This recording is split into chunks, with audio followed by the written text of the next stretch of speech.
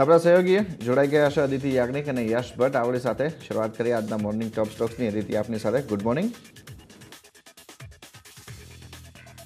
Very good morning. અને સૌથી પહેલા શરૂઆત રિલાયન્સના કાઉન્ટર સાથે કરીશું. જીઓ પ્લેટફોર્મ્સ માટે એક મોટા ન્યૂઝ આવતા દેખાઈ રહ્યા છે. હવે કંપની નિયરલી $200 મિલિયન જેટલા ગ્લાન્સની અંદર ઇન્વેસ્ટ કરતી દેખાય છે. હવે ગ્લાન્સ શું છે?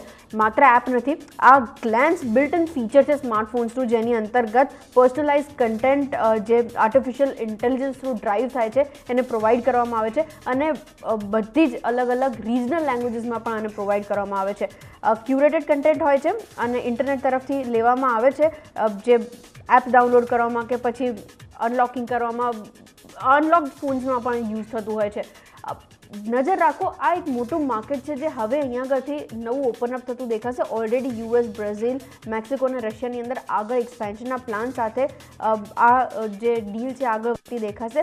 બટ આ ગ્લાન્સનું પ્લેટફોર્મ જે છે એ જીઓ ફોન નેક્સ્ટ સ્માર્ટફોન સાથે પણ ઇન્ટિગ્રેટ થતું દેખાશે અને આગળ બાકીના સિનર્જી બેનિફિટ્સ આપણે ટર્ન આઉટ થતા જોઈશું. As of now already Jio તરફથી 14 ઇન્વેસ્ટમેન્ટ જેટલા આપણે ટેક કંપનીઝની અંદર જોઈ ચૂક્યા છીએ, જેની અંદર સાવન આવી ચૂક્યું, જીઓ હેપ્ટિક આવી ચૂક્યું, એ સિવાય ગ્લાન્સનું પણ એડિશન થઈ ગયું અને બધા અલગ અલગ પેરામીટર્સની ઉપર છે. બટ આ વન ઓફ ધ ફીચર્સ છે જે આપણે ખાસ ધ્યાન રાખતા રહીશું, કેવી રીતના ટર્ન આઉટ થાય છે. 200 મિલિયન બહુ મોટું ક્વોન્ટમ છે, આગળ કેવી રીતના બીજા બેનિફિટ્સ યીલ્ડ થાય છે એની પર ખાસ ધ્યાન રાખતા રહીશું. રિલાયન્સના કાઉન્ટર માટે એક ન્યૂઝ છે, ફોકસ કરું કેવી રીતના રિએક્શન્સ ત્યાંથી આવતા દેખાય છે. એ સિવાય બીજું કાઉન્ટર વેદાંતાનું છે, જેની પર નજર રાખો. અક્રોસ ધ ઇન્ડસ્ટ્રી આપણે ઓટો કંપનીઝ માટે જે પ્રમાણે સેમિકન્ડક્ટરની શોર્ટેજ જોઈ રહ્યા છીએ, થોડા ઘણા રિપોર્ટ્સ આવ્યા કે અહીંયા આગળથી એના કરતાં ઉપર આવી ચૂક્યા છીએ આપણે અને હવે થોડીક જે સિચ્યુએશન છે ઇમ્પ્રૂવ થતી દેખાઈ રહી છે.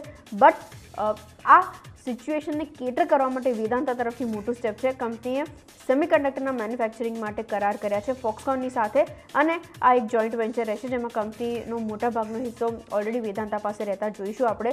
જોઈન્ટ વેન્ચરના ચેરમેન પણ અનિલ અગ્રવાલ જ રહેશે. બટ ઓલ ઇન ઓલ એક મોટું સ્ટેપ છે જે આપણે ખાસા ટાઈમથી અવોઇડ કરી રહ્યા હતા ઓટો ઇન્ડસ્ટ્રી માટે, કે ઓટો મેજર્સ તરફથી કદાચ આવું કોઈ બેકવર્ડ સ્ટેપ લેવામાં આવે, બેકવર્ડ ઇન્ટિગ્રેશન કે બેકવર્ડ જોઈન્ટ વેન્ચર ટાઈપ્સ જે આખી ઇન્ડસ્ટ્રીને થોડુંક હેલ્પ આઉટ કરી શકે આ ક્રંચના ટાઈમમાં. તો એક મોટા ન્યૂઝ છે. વેદાંતા માટે નજર રાખો કેવી રીતના એ ટર્ન આઉટ થાય છે. વેલ, એ સિવાય બીજી એક ઓટો કંપનીની ઉપર આપણે નજર કરી રહ્યા છીએ. વેદાંતાની ઉપર તો નજર રાખીશું કેમ કે સેમિકન્ડક્ટરના મેન્યુફેક્ચરિંગની ઉપર કરાર છે, તો આખી ઓટો ઇન્ડસ્ટ્રીની ઉપર પણ એક પોઝિટિવ ઇમ્પેક્ટ હશે. પ્લસ વેદાંતા કેમ કે ત્યાંથી ન્યૂઝ ડ્રાઈવ થાય છે, તો એ કંપનીની ઉપર પણ એક ઇમ્પેક્ટ રાખીશું. બીજી એક કંપની જે વોચઆઉટ કરી રહ્યા છે આઈશર મોટર્સની કંપની છે. ઓવરઓલ અર્નિંગ્સ જે કંપનીએ રિપોર્ટ કર્યા છે એમાં સૌથી મોટી હાઇલાઇટ જે રહી એનાથી શરૂઆત કરીએ. માર્જિન્સના ફ્રન્ટ ઉપર લગભગ 450 પોઈન્ટ્સનો ડ્રોપડાઉન આપણે વિટનેસ કરી રહ્યા છીએ અને માર્જિન્સ 18.7% સુધી ડ્રોપડાઉન થઈ ચૂક્યા છે. જે આપણી એક્સપેક્ટેશન હતી એ 23.2%ની સામે લગભગ 21.4% અરાઉન્ડ હતી, તો ત્યાંથી પણ એક નીચેના નંબર્સ કંપનીએ પોસ્ટ કર્યા છે. પ્રોફિટ ફ્રન્ટ પર લગભગ 14% ડ્રોપડાઉન, રેવન્યુઝમાં લગભગ ફ્લેટ કામકાજ છે અને એબિટા પણ લગભગ 19% જેટલું વધતું દેખાયું છે. અને અહીંયા આગળ પણ કંપની તરફથી જે સ્ટેટમેન્ટ આપવામાં આવ્યું છે કે આ પરફોર્મન્સમાં સૌથી મોટું ફેક્ટર કયું હતું, સેમિકન્ડક્ટરની જે ચિપ્સની શોર્ટેજ છે એ અને સાથે જ કોવિડનો જે થર્ડ વેવ હતો જે ઇમ્પેક્ટ કરી રહ્યો હતો, આ બંનેને કોટ કરવામાં આવ્યા છે. એ સિવાય કંપની એક્સપેક્ટ કરી રહી છે કે નાણાકીય વર્ષ 2023ના સેકન્ડ ક્વાર્ટરથી કેવી રીતના ઇનકેસ થોડું ઘણું ઇમ્પ્રુવમેન્ટ આગળ યીલ્ડ થાય છે, તો એ આપણે ખાસ નજર રાખતા રહીશું. આ વખતે પણ પાછલા નાણાકીય વર્ષ 2022ના ક્વાર્ટર 2 કરતાં ઇમ્પ્રુવમેન્ટ હતું, બટ આગળ જતાં અમુક ક્વાર્ટર્સ બેટર રહેશે. રેવન્યુ ટર્મ્સમાં growth nearly 28% quarter on quarter તો દેખાયો છે અને 35.2% એબિટા ગ્રોથ જે વન ઓફ્સને બાકાત કરીએ છીએ ત્યારબાદ વિટનેસ થયો છે.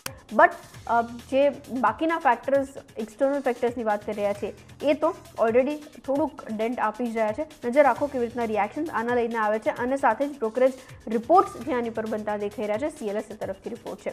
ખરીદારીની સલાહ છે 3300ના ટાર્ગેટ પ્રાઇસીસ. ક્વાર્ટર 3 એક મિસ હતું કેમ કે લોઅર દેન એક્સપેક્ટેડ પરફોર્મન્સ હતું રોયલ એનફિલ્ડનું, સાથે જ અર્નિંગ્સની અંદર એક મિસ છે. સ્ટીલ અર્નિંગ્સ એસ્ટિમેટમાં એક વધારો કરી નાખ્યો છે. નાણાકીય વર્ષ 2023થી 24 માટે 8 થી 9% જેટલા વધારી દીધા છે.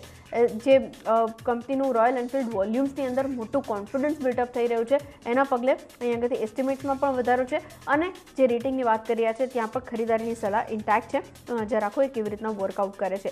નેક્સ્ટ કાઉન્ટર સિપ્લાનું છે. સિપ્લાની અંદર એક બ્લોક ડીલ વોચ આઉટ કરીશું આપણે. પ્રમોટર્સ કંપનીની અંદર લગભગ 2.5% સ્ટેક વેચતા દેખાઈ શકે છે અને આના માટેની પ્રાઇસ બેન્ડ જે આવતી દેખાઈ રહી છે એ નિયરલી 904 થી 916 પ્રતિ શેરની છે. Base deal 1460 crore around down અને અપસાઇઝ ઓપ્શન છે, આની સાથે 365 ટુ 369 કરોડ્સનું નજર રાખો સિપ્લાના કાઉન્ટર પર. એઝ એન્ડ વેન જ્યારે આ ડીલ થશે આપણે હાઇલાઇટ બી કરીશું અને ચર્ચા પણ કરીશું એની ઉપર વિગતવાર કેવી રીતના સ્ટોક રિએક્શન્સ ટર્નઆઉટ થઈ રહ્યા છે. અને સાથે જ બીજું એક ફાર્મા કાઉન્ટર કેડિલાનું છે જેની પર નજર રાખતા રહીશું. ઓલરેડી ફોકસમાં છે કંપનીને એક દવા રોફ્લુમેલાસ્ટ માટે મંજૂરી મળી ચૂકી છે અને રાધર વેચવા માટે એક કરાર કર્યો છે કંપનીએ. 180 દિવસ માટેનો આ કરાર છે અને એક્સક્લુઝિવિટી રહેશે આ ટેબ્લેટ્સ માટે. આની ટ્રીટમેન્ટ શેના માટે યુઝ થાય છે? Severe chronic obstructive pulmonary disease.